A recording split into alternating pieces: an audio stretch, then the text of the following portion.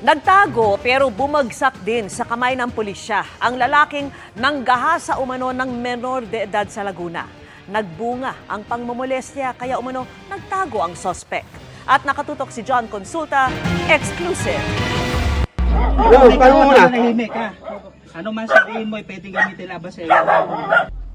Hindi naging madali para sa mga otoridad ang paghahanap sa 26 na taong gulang na lalaking ito na naharap sa kasong panggagahasa.